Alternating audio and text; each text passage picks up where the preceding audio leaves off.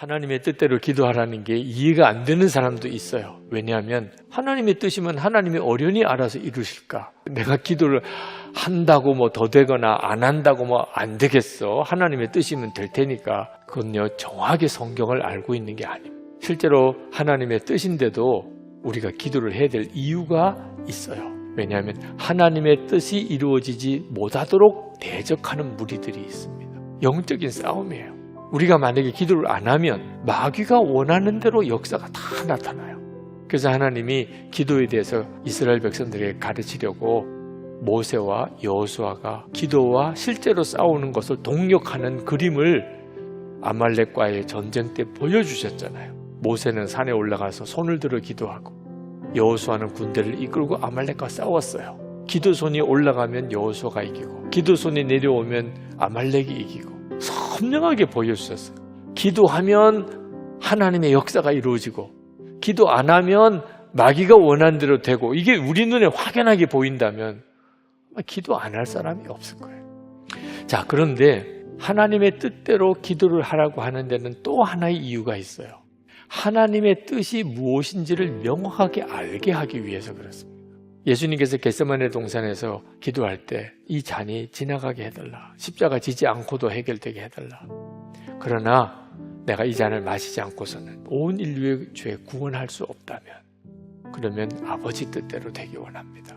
우리 주님은 하나님의 뜻이 무엇인지에 대해서 명확하게 알고 계셨어요. 예수님의 기도 속에 아버지의 뜻대로 하라고 하는 기도가 나오고 있잖아요. 자, 우리도 하나님의 뜻에 대한 기도가 우리에게서 계속 되어질 때 하나님의 뜻이 명확해지는 거예요.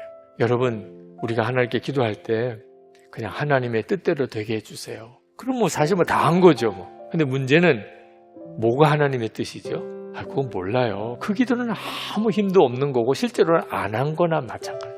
하나님의 뜻이 분명히 깨달아졌어요. 그럴 때나 하나님 이렇게 하게 해주세요 라고 기도가 나오는 겁니다. 하나님의 뜻이 뭔지도 잘 모르면서 하나님의 뜻대로 하게 해달라는 기도는 본인 자신에게도 아무 유익이 없어요. 너희 안에서 행하시는 이는 하나님이시니 자기의 기쁘신 뜻을 위하여 너희에게 소원을 두고 행하게 하시나니. 하나님의 뜻이 이루어지기를 위하여 하나님은 우리 안에서 기도를 시키고 계세요. 그러니까 하나님의 뜻이 이루어지는 일은 반드시 하나님의 뜻대로 기도하는 게 반드시 함께 가야 되는 거예요.